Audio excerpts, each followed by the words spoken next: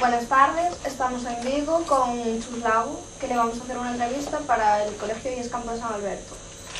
Estamos en el concello y, si no te importa, empezaríamos ya con la entrevista. Cuando quieras, sí. Bienvenida a mi despacho. Gracias. ¿Cómo le entran las ganas de ser alpinista? ¿Ya de pequeña visitaba sitios muy altos? Pues mira, si te asomas ahí a esa ventana, vas a ver desde esta ventana no, pero de otro lado verías el Monte Galiñeiro. Yo empecé con 11 años, cuando estaba todavía en el colegio. Con 11 años empecé a recorrer los montes que hay por aquí alrededor.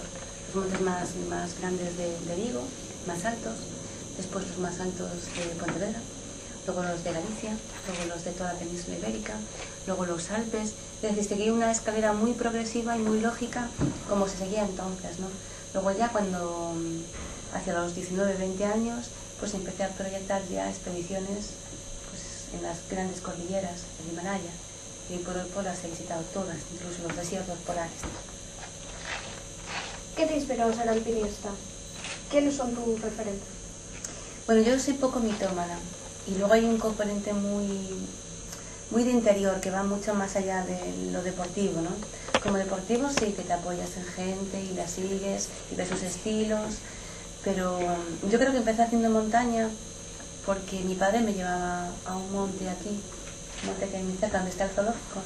Llevaba a mi padre y mi madre, íbamos a comer las tortillas, el pollo frito y entonces me acostumbré pues a pasar las tardes de domingo allí, a jugar a los indios, a hacer trajes con las hojas de los castaños, a ir con mi padre a coger morotos, se llaman las fresas pequeñas.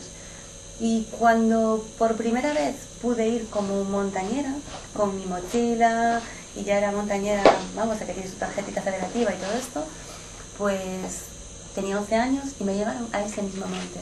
Entonces me sentía como en casa, y entonces me sentí siempre como en casa.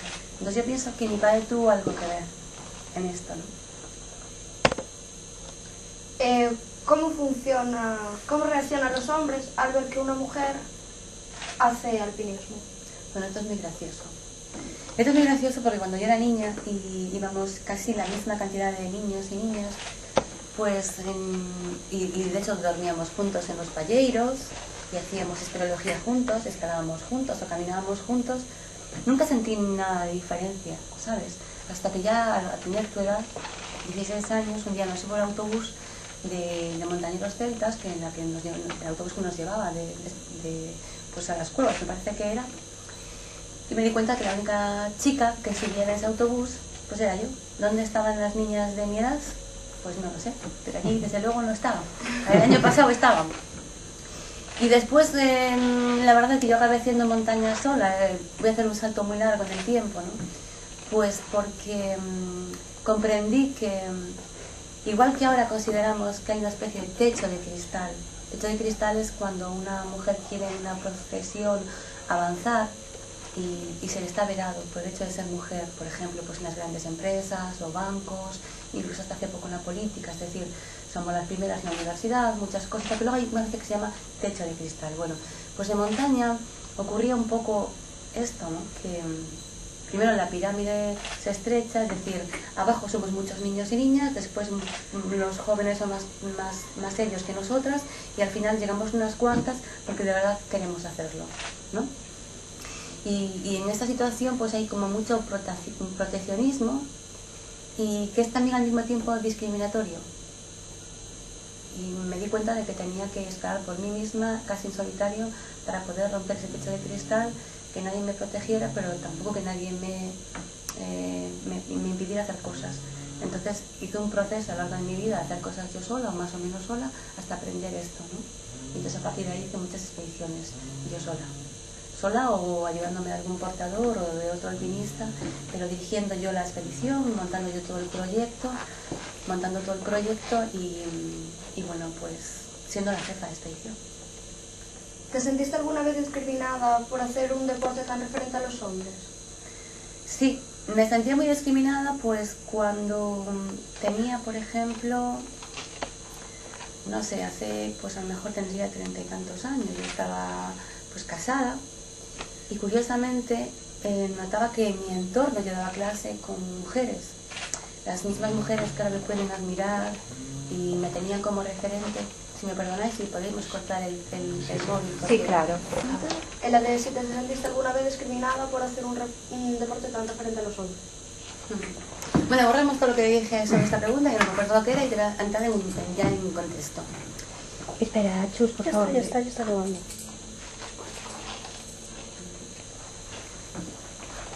Bueno, mucha de mi trayectoria deportiva, como ves, ha sido casi en solitario, ¿no?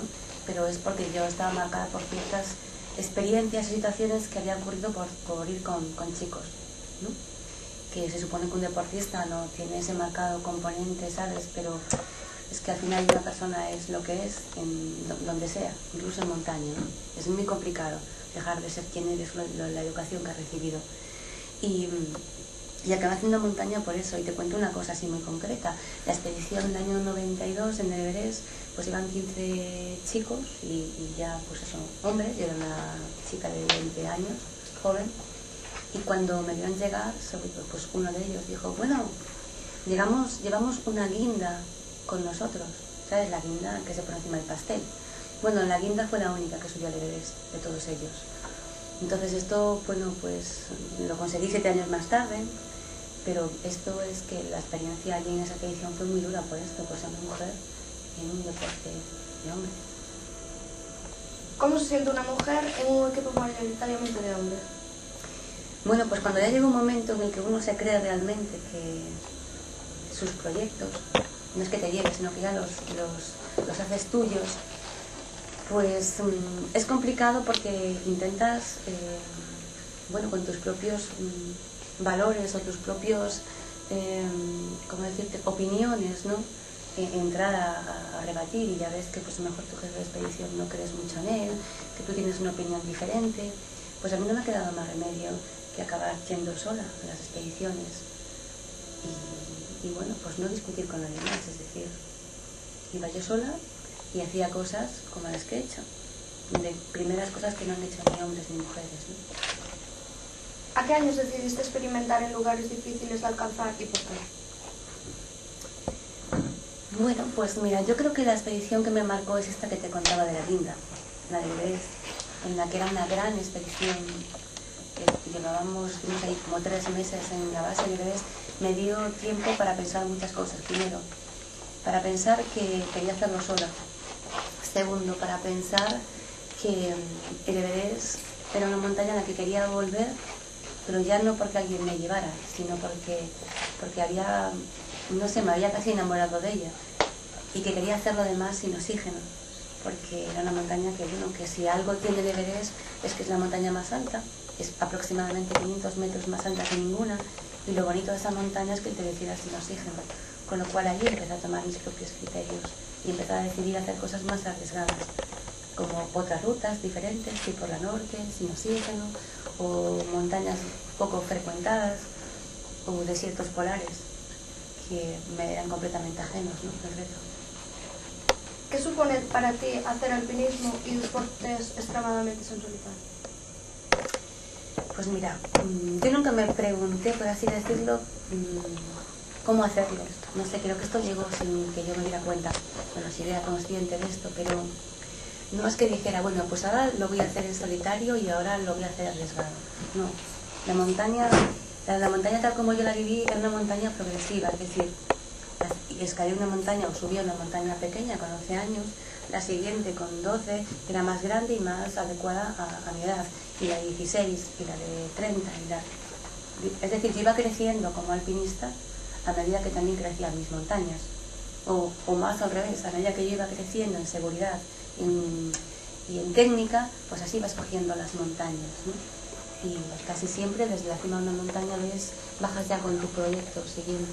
Y así, creo que mi carrera deportiva ha sido como muy lógica por esto. ¿Cómo se compagina la vida familiar y profesional normal con tu afición por el deporte? Pero esto solo ocurre si tienes un motor muy potente, que es la motivación, y al mismo tiempo la motivación solo se alimenta si el objetivo parte de ti. yo descubrí que a lo mejor estaba, te puedo contar mi horario, pero es que era una cosa de locos, porque yo pues trabajaba, nunca dejé de trabajar, trabajaba dando muchas clases de aeróbica, tenía un sueldo decente, luego entrenaba mis entrenamientos específicos de montaña y arreglaba la casa, estudiaba, es decir, yo solo podía comer, dormir y entrenar, comer, dormir y entrenar desde que tengo uso de razón. Se compagina mal. Pero también es cierto que cuando uno tiene una cosa de este calibre, tiene que tener la fuerza suficiente para ser capaz de llevarlo adelante. No sé si una cosa es consecuencia de la otra, pero tú no te puedes plantar en medio del desierto polar, en medio de las tensiones Everest, si antes no has sido capaz de empujar por todo esto. Entonces es un poco que una cosa es consecuencia de la otra. Se tiene la fuerza porque se tiene, porque el proyecto es tuyo. Entonces eres capaz de hacer todo esto. Es decir, ¿cómo soportas 50 grados bajo cero? ¿Cómo soportas estar cansado y pasarte toda una noche estudiando por el examen que tienes al día siguiente cuando vas a hacer el examen y te vas corriendo a trabajar? Es decir, ¿cómo lo soportas? Pues si estás muy motivado, pues porque tienes muy claro que quieres hacerlo. Y no vas a esperar a que nadie te lo haga por ti, pues es que nadie lo va a entender. La vida familiar y el trabajo, esto es complicadísimo, es durísimo. Mi familia, compuesta por mi ex marido en su momento, ¿no? Entenderlo, hombre, cuesta trabajo. Puede entender la parte deportiva, porque la deportista. Pero yo creo que esto sí le escapa de las manos a cualquiera. ¿Cómo vas a entender que la persona con la que vive se va 3 meses casi a jugarse la vida? Porque esa es la lectura, ¿no? A jugarse la vida. ¿Cómo lo va a entender tu madre o tu familia? No lo entiende. Porque no entienden tampoco qué es lo que vas a buscar, ni qué es lo que vas a encontrar aquí. Entonces es difícil de explicar. ¿Cómo se prepara una para proyectos como la subida del Everest sin oxígeno o la travesía del Polo Sur? Yo creo que fue importante haber empezado de niña, porque entonces lo vas interiorizando y te resulta natural. A mí me resultaba artificial de otra forma, pero porque yo he vivido en eso, ese es mi mundo. Entonces es como una progresión que te hablaba, esa escalera, el escalón siguiente era esto. Luego tienes el entrenamiento deportivo. Cuando acabo una expedición, pues estoy un mes, por así decirlo, pues sin entrenar o haciendo cosas muy relajantes, muy suaves. Es decir, voy a correr sin pensar en qué tiempo estoy corriendo, lo que me apetezca, voy a nadar tampoco. Y a partir de ahí, un mes más o menos de descanso, empiezo a hacer un entrenamiento ya encaminado a la próxima expedición. ¿Cómo te entrenas psicológicamente? Bueno, pues todo viene de este motor de la motivación. O sea, te entrenas psicológicamente porque tienes experiencia. Entonces, vas guardando en tu memoria situaciones y las guardas en botes, ¿no? Por ejemplo, has pasado una avalancha o has pasado una situación de una tormenta o de mucho miedo o de mucho riesgo. Entonces esas experiencias están bien guardarlas. Las guardas ahí en botes. No que te recrees en ellas y que digas, uff, qué malo pasé. No. Te lo guardas en un bote. Y cuando te vuelvas a encontrar en una situación parecida, destapas los botes y dices, uy, yo esto ya lo he pasado, esto lo puedo superar, esto ha sido menos grave que lo anterior. Entonces la experiencia acumulada, que son estos botes de los que te hablo, te ayudan a que tú lo superes. Es que si no, no hay otra forma. La experiencia no es algo que puedes aprender en los libros, ¿no? Tienes que acumularla. Entonces creo que hay una parte psicológica, que es tu experiencia de las situaciones, y otra es la física, que es un entrenamiento. Entonces esto todo tiene que ir junto. ¿Cuánto de cada? 100% de cada. No 50% de cada cosa, no, 100% tienes que ir físicamente y 100% psicológicamente. Y luego, si el proyecto es tuyo y parte de este motor del que hablábamos, entonces es una especie de bomba. Una especie de bomba. ¿Qué es lo más difícil de esta preparación? Entrenar siempre sobre cansancio. Porque pues yo daba 6 clases, estaba cansada, que quieres irte para tu casa. Y entonces, pues, entrenar sobre ese cansancio, ¿no? Es sobre todo la incertidumbre, es decir, tú te empiezas a preparar 2 años antes o 1 año antes de ir a la expedición. Y a lo mejor no tienes ni siquiera el dinero, no tienes el presupuesto. Entonces, cuando todo es así como una incertidumbre, es lo peor. Pero es lo peor aquí y es lo peor durante una expedición. Es estar trabajando para la cima cuando ves que estás con una tormenta o que la montaña arriba está muy mal, la nieve está muy mal, y ves que tienes pocas posibilidades de cima. Entonces estás haciendo esfuerzos. Cuando sabes que tienes muy pocas posibilidades, pues ese componente, yo que lo he analizado, me parece que es lo peor. La incertidumbre es como una termita, esto te destruye. Después de un esfuerzo de preparación tan grande, pasamos al momento de conseguir el objetivo. Cuando llegas a las cumbres, ¿cómo te sientes y qué es lo primero que haces? Cuando llego a la cumbre, sobre todo las más potentes, ¿no? Cumbre o la coordenada, por ejemplo, en el Polo Sur, pues es muy difícil de explicar, o a lo mejor no consigo explicártelo muy bien, pero siento un poco de tristeza, porque por el camino hay todo un proceso en el que tú has dado físicamente el 100%. Has tenido que saltar por encima de muchísimos obstáculos laborales, de incomprensión, y estás tú solo. Entonces, en ese proceso te das cuenta de que han pasado muchísimas cosas y que la cima se acabó. Entonces, por ejemplo, la cima del Everest, desde que dije voy a hacerla hasta que por fin conseguí hacerla, pasaron 7 años, con todas sus cosas, con otras montañas, con todo su proceso. Y entonces parece como que, bueno, ¿y ahora qué? ¿Y ahora qué? Si lo bonito era 20 pasos antes de la cima, era lo bonito. Cuando ya llegas arriba, sientes como si metieras los pies en agua fría y agua caliente al mismo tiempo, ¿no? O sea, feliz porque lo has conseguido y triste porque lo has perdido. O sea, es una sensación así muy... ¿Qué ocurre después? Que cuando ya desciendes de la cima y ya estás y pasan a veces unos días, a veces semanas, a veces más tiempo, pues, hombre, por supuesto que quieres subir, ¿no? Pero luego ya incorporas todo lo que te ha pasado, pero hay un proceso en el que te sientes como un vacío. Es como que, bueno, ya. Y eso tiene que ver mucho con la adrenalina, porque hasta que lo consigues tienes la adrenalina al 100 y estabas como, tu cabeza estaba como preocupada y estaba haciendo cálculos y de pronto pasó, se acabó, desconexión, ya está. Toca suelo y bueno, ya. Entonces es como una especie de bajón y te deja, no te voy a decir que te deje deprimida, porque no, pero te dejas una especie de limbo, diciendo, ya, bueno, con lo emocionante que era hace unas horas o hace unos días, y ahora qué ha pasado, ¿no? Pero para llegar ahí hay que levantarse muchas mañanas y darse ánimo. ¿Qué es lo primero que haces y qué piensas al salir de la tienda e iniciar el día? Bueno, primero que si has salido de la tienda y te vas hacia arriba, es que haces un cálculo de que no va a haber tormenta, de que puedes llegar al sitio, ¿no? O sea, tú no sales de la tienda si no ves si te crees capaz de llegar al campamento siguiente, ¿no? Ves el tiempo, a veces está bueno, a veces medio bueno, pero no sales, digamos, lanzándote al vacío. O sea, tiene que haber posibilidades de seguridad. Yo primero que pienso, ¿no? Y la más reciente, que fue el Polo, lo que pensaba salir de la tienda, que nunca hacía buen tiempo, pero tenía que avanzar igual, era, por Dios, que no empeore, ¿sabes? O sea, por Dios, que se quede así, porque fue el peor tiempo de los últimos 10 años, ¿no? Entonces, o salía de la tienda o me quedaba allí a vivir para siempre, entonces tenía que avanzar. Y es lo que pensaba, que no empeore más. Cuéntanos el momento más difícil y el mejor momento vivido durante tus experiencias alpinas. Yo creo que el momento peor de mi vida es cuando desapareció de mi vida mi compañero de expedición, con el que llevaba haciendo pues los últimos 5 años de expediciones, ¿no? Esa persona me había salvado a mí la vida y desapareció en una montaña sin que yo pudiera hacer nada por evitarlo, ¿no? Entonces esto me descolocó por completo, ¿no?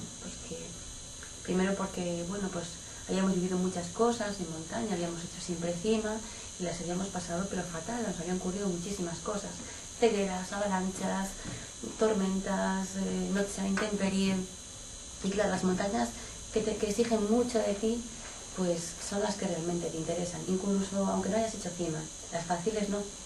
Entonces esta persona había formado parte, y te voy a enseñar la foto ahora, había formado parte de todas estas experiencias, con lo cual cuando desapareció es como si yo también me hubiera muerto, ¿no? Eso fue muy, muy duro para mí.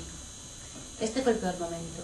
El mejor momento, pues cuando nos saca un helicóptero de una montaña, cuando ya conseguimos descender, nos saca el helicóptero y esta persona me grita así, te dije que lo haríamos, él se refería a la cima, pero es que habíamos conseguido algo mucho más grande que hacer la cima, y era sobrevivir, para empezar, sobrevivir, y luego que esta persona, si yo me quedo en esa montaña, ella se hubiera quedado, es decir, se quedó conmigo hasta el final. O sea, yo creo que si me quedo, él no sería capaz de abandonarme.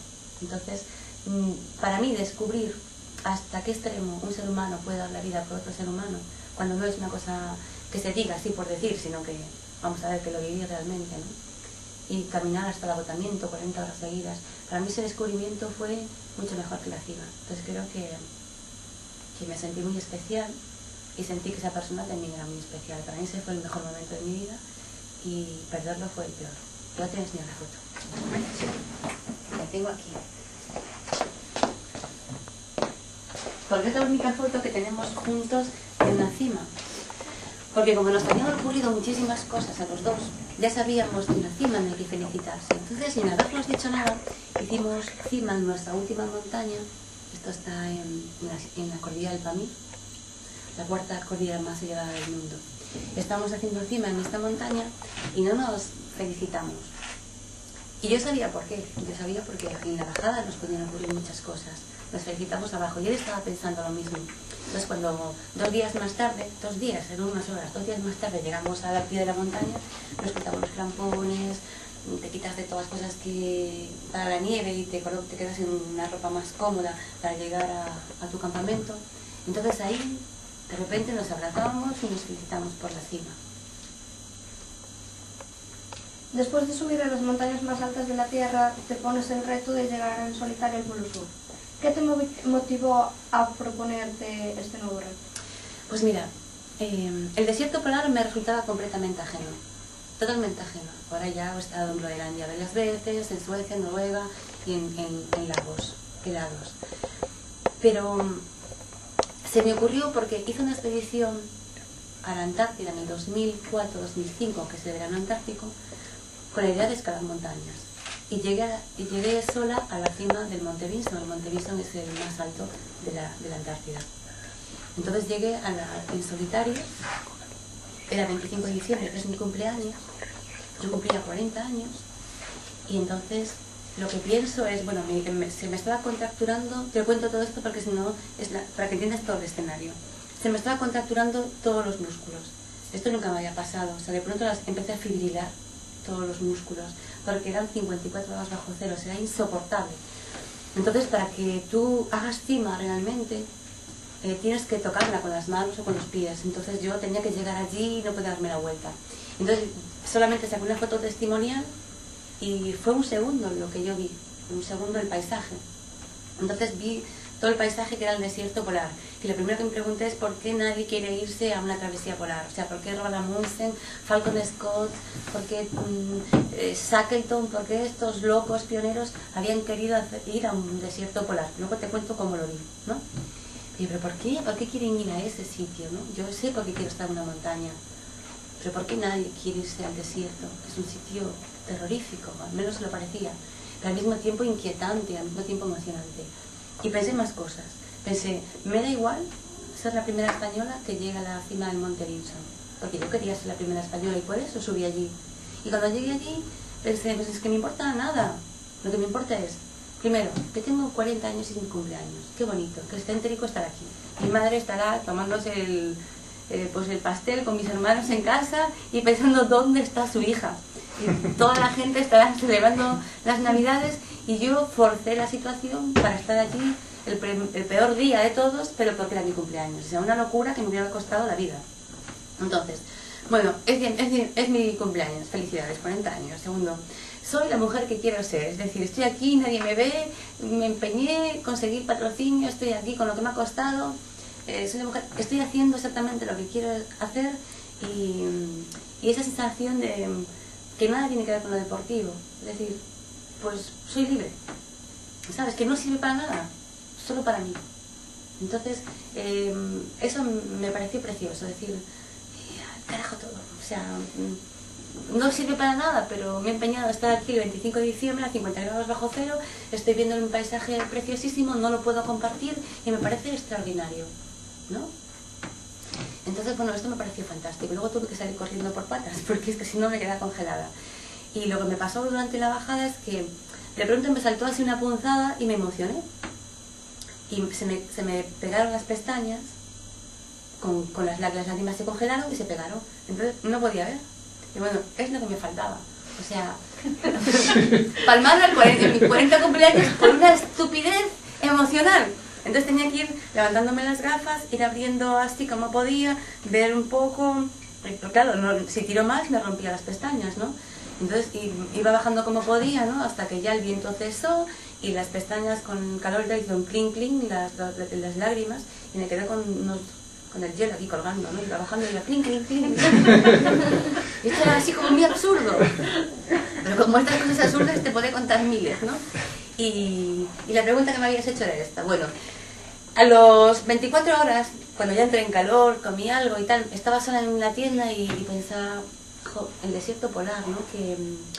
Que bueno, me pareció que me habían lanzado un reto, ¿no? O sea, ¿irías, Churlasgo, al desierto polar? Es que yo no tenía ni idea de qué fuerza hace falta para atravesar un desierto polar.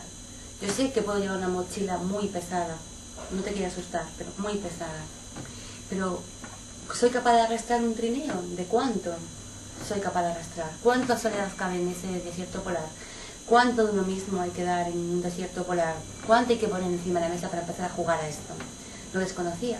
Entonces me volví a casa y empecé a hacer pequeñas expediciones a distintos sitios polares, más pequeños, más suaves, menos exigentes, un poco para ir averiguando cosas.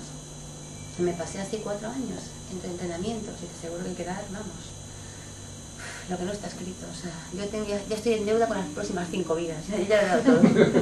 Y entonces era muy interesante porque siempre empecé como las montañas, o sea, no esperé que nadie me contara nada. Lo averigüé por mí misma, sí que me rodeé con otros exploradores polares y consulté cosas, pero hice ensayo-error. Entonces iba yo cogiendo mi propio criterio. Y a veces al principio pues te dicen, esto es algo así. Bueno, pues vale, tú vas y lo haces así. Pero ya cuando tienes un poco de experiencia dices, en vez de hacerlo así lo voy a hacer de otra forma. Y esto es lo interesante. Pero cuando tú estás solo en un sitio tienes que tener tu propio criterio, porque allí te pide improvisar constantemente. ¿Qué diferencias y qué similitudes hay entre el alpinismo y este tipo de proyecto en solitario? Bueno, cuando tú vas en grupo, siempre hay alguien que tiene más experiencia, ¿no? Y un poco que lidera, de forma natural o de forma explícita, pero siempre hay alguien. Entonces la responsabilidad cae en él, en esa persona. Entonces trabajar en grupo es muy bonito, es como aquí, trabajar en grupo, hay un cabeza de grupo que dirige, entonces tú tienes que saber estar donde tienes que estar. Te dicen, la cosa va por aquí, entonces tú articulas y puedes exponer tu opinión, ¿no? Pero la responsabilidad cae en una persona mayor, cae en tu área, ¿no? Esto ocurre pues en el deporte, igual, en una empresa. Cuando tú lo haces solo, pues todo es mucho más emocionante, porque cualquier cosa te exige mucho rompedero de cabeza. Es decir, te voy a poner ejemplos prácticos, si no lo sé. Vamos a montar el campamento 2. Entonces, tú vas a subir 3 botellas de gas, 3 camping gas, tú subes la comida y llevamos 15 metros de cuerda. Vale, entonces se habla, pues sí, porque yo creo que en aquel tramo hace falta, yo he visto tal. Entonces se consensúa más o menos y tal. Cuando estás solo dices, 3, y si son necesarios 4. Y si llevo comida para un día más y me quedo, porque a lo mejor no me da tiempo de llegar al otro sitio y me tengo que dar una noche más, todo se vuelve muy complejo. Todo se vuelve muy complejo. ¿Y si 15 metros de cuerda? ¿Y si después no soy capaz de llegar al otro extremo que pensaba, el muro es más grande y tengo que llevar un poco más de cuerda? ¿Y si me quedo colgando? ¿Quién me ayuda? ¿Quién me echa una mano? Es decir, nadie te echa una mano. ¿Y si se me estropea, pues no sé, pues la cocinilla? Pues una cosa tan niña como una cocinilla, pues es la que te funde el agua. Y si no te funde el agua, pues no la puedes beber. Y no es que tengas sed, es que te mueres sin altitud. ¿Sabes? Es que no comes, lo que te mueres es que la hidratación es fundamental para la altitud. Entonces, cualquier cosa muy pequeña se convierte en una cosa de otra magnitud. Entonces, esto que te supone un quebradero de cabeza muy grande, después te trae en consecuencia que es más intenso, ¿no? Es como si tú, por ejemplo, te compras pues, a ver, quiero poner un ejemplo. Dime una cosa que te gusta hacer. Bailar, cantar. Bailar y cantar, ¿no? Pues imagínate, es la canción, la escribes tú, ¿no? Y tú te vas a buscar pues el sitio donde quieres actuar y lo preparas. Y preparas la canción, ¿la escribes tú o la buscas tú? Y la gente que te rodea, que va a cantar o que va a tocar música contigo, pues ensayáis y tú pues vas un poco dirigiendo cómo quieres la canción, esta canción que has elegido tú, esa gente que has elegido tú para que cante contigo. Y además, pues tu traje, el escenario, los invitados. O sea, ¿tú cómo crees que te vas a sentir cuando llegues allí? Pues que es tu proyecto, ¿no? Pues imagínate si pasas un día por la calle y dices, oye, canta aquí. Bueno, pues cantas aquí, muy jajabu y tal, tal. Pero es que no es lo mismo. Lo otro requiere mucho quebradero de cabeza, pensarlo, que estés tú pendiente, ¿no? ¿Un poco me explico? Sí, sí. ¿Qué recuerdas con cariño y cuál fue el peor momento de esta travesía? De esta travesía al Polo Sur. Sí, sí. Bueno, yo recuerdo con cariño muchas cosas de esta travesía.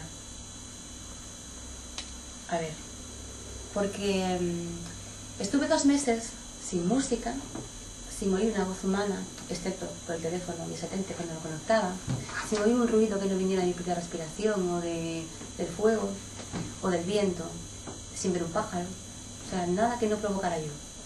Entonces, es como si tu cabeza se vaciara y empecé a recordar cosas que yo pensé que las había olvidado. Entonces había cosas como muy entrañables y muy graciosas, te cuento una. La tienda se rompe, tardó muchos días en coserla porque hacía mucho viento, porque a 30 grados bajo cero, pues ponerte quitarte los guantes y coger una aguja para coser es un trabajo, vamos. Entonces cuando ya por fin cogí el valor de salir fuera, sacarme los guantes que me estaba congelando, estaba haciendo un esfuerzo tremendo por coser la tienda y oigo a mi madre, nena, con dedal. ¿Sabes? Es que era muy gracioso porque ¿qué pinta mi madre diciendo, nena, usa el dedal? Mi madre había sido modista y cuando tenía tu edad y tenía que coser cualquier cosa siempre me estaba, nena, con dedal, y yo nunca usaba dedal porque es que no era capaz de coser con dedal. Entonces eso que yo lo había olvidado de pronto lo recordé, nena, con dedal, y me parecía así como muy gracioso, muy bonito. Me acordé, por ejemplo, a la hora que se levantaba mi padre a trabajar, porque el salero de la cocina estaba colgado en la cocina y al otro lado está mi habitación. Entonces con mi padre echaba al café con leche, le echaba un poco de sal y azúcar. Entonces mi padre lo que hacía era, yo me tenía que levantar después que él para ir al instituto, como tú. Entonces mi padre se levantaba para trabajar, cogía sal y me despertaba porque hacía crin, crin, crin, crin, crin. Entonces yo a veces me despertaba en el pueblo oyendo el ruido de crin, crin, crin, crin, crin. Entonces mi padre coge sal y está preparándose el café con leche.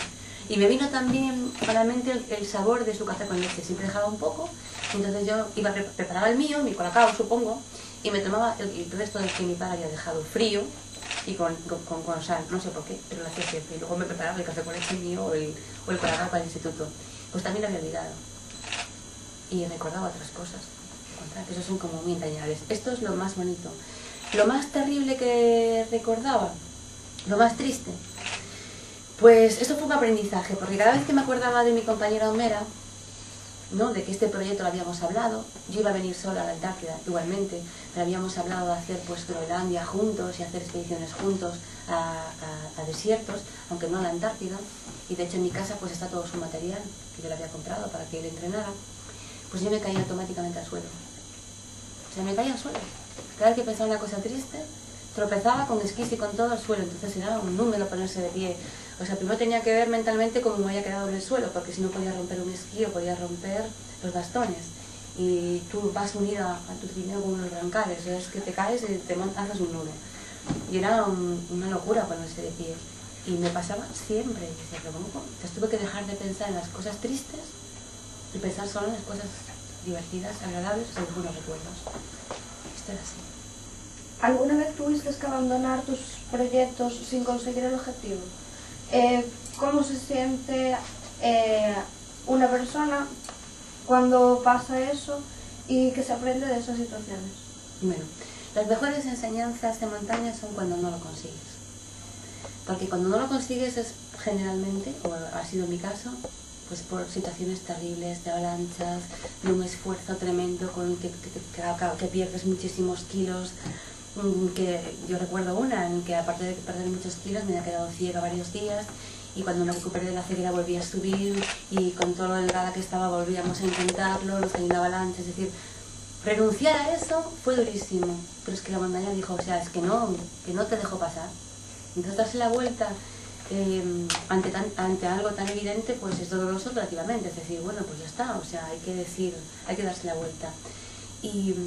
Pero te exige tanto, y habíamos dado, y siempre di tanto de mí misma, o Mera, dábamos tanto de nosotros mismos, que es que para mí fueron las mejores montañas. ¿Qué pasa? Que yo no dejaba nada por hacer, es decir, volvíamos al año siguiente y volvíamos al año siguiente, tanto como cuando estaba con Mera como cuando las expediciones las hacía yo sola.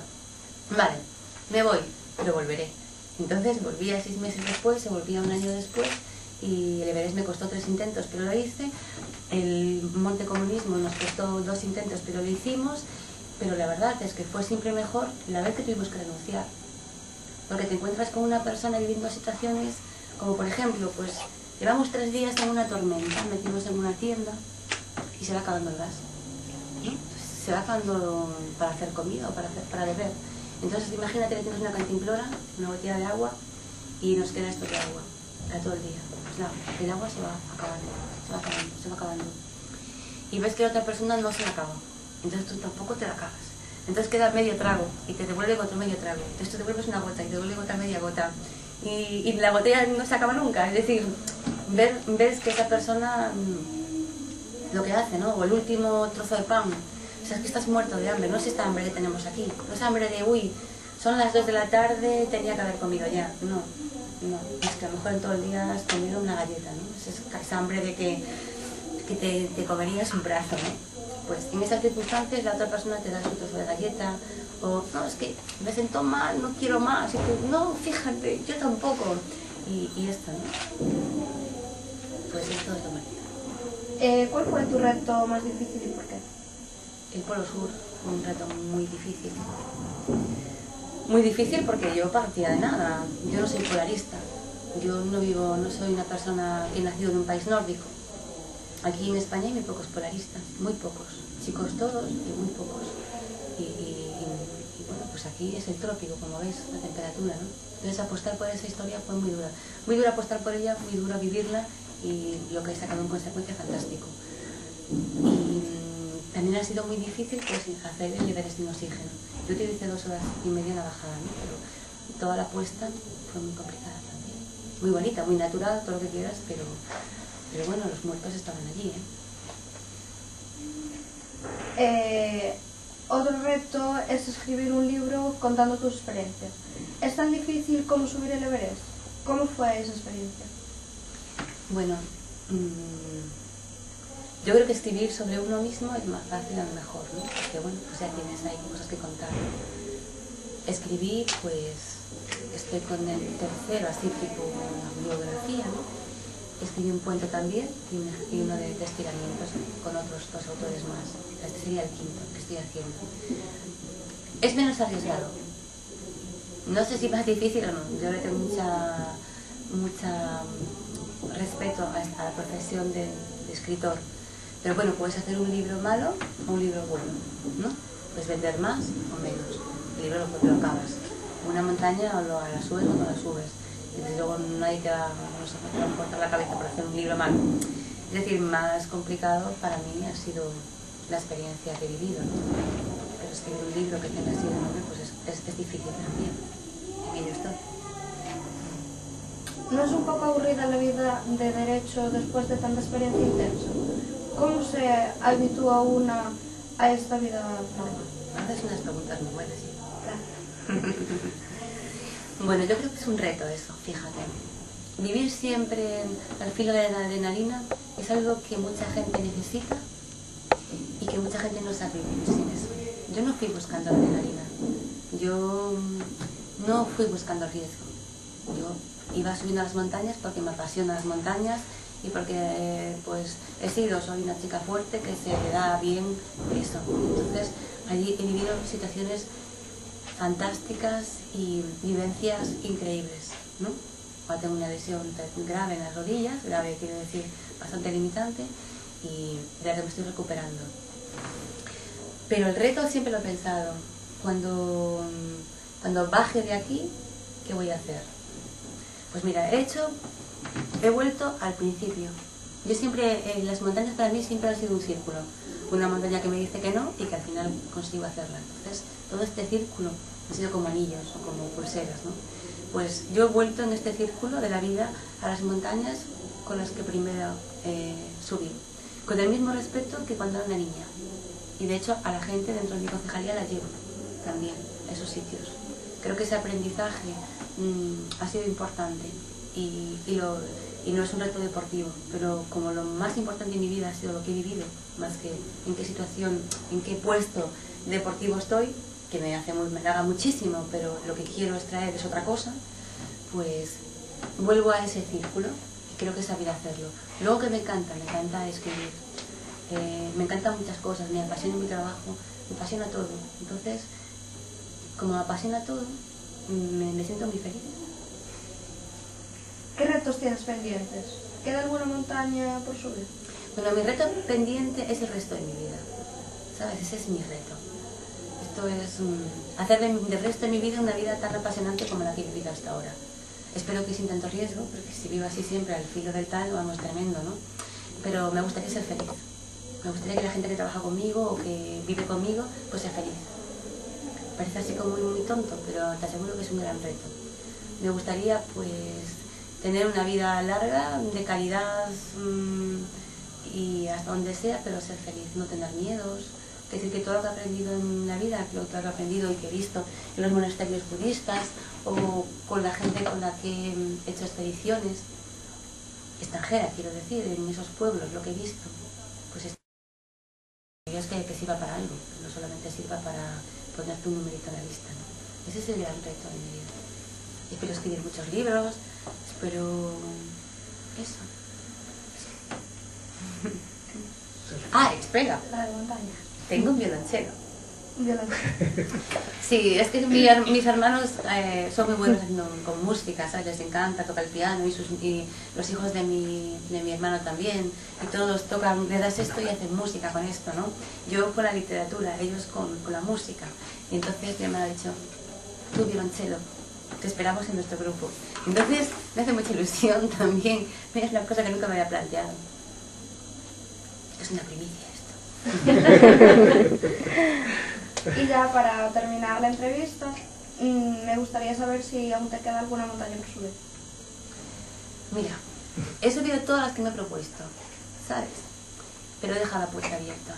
Yo creo que aunque ahora tuviera 80 años, seguiría teniendo ganas, hambre o sed de una montaña más, Tiene que ser así, si no estás acabada, estás muerta. Entonces tienes que tener siempre una montaña. Me gustaría hacer otra travesía polar, me gustaría hacer otra montaña. Estoy más cerca de hacer otra travesía polar, por ejemplo, que de otra montaña. No sé si la haré, pero tampoco me lo pregunto en voz muy alta. ¿Sabes? Ahí está. No, es una puerta que no quiero ver cerrada ni con 99 años, que llegaré, ¿eh? No tengo pensado morirme, o sea, eso no me lo planteo. Bien, pues nosotros te agradecemos tu tiempo, que hayas compartido todas tus experiencias y tu vida con el ámbito deportista con nosotros, y esperemos que consigas tus retos. Pues muchas gracias y te agradezco pues tus preguntas, porque es un poco como volver a vivir las cosas, ¿sabes? Es un poco como que te lo cuento y lo revivo. Entonces las gracias a vosotras.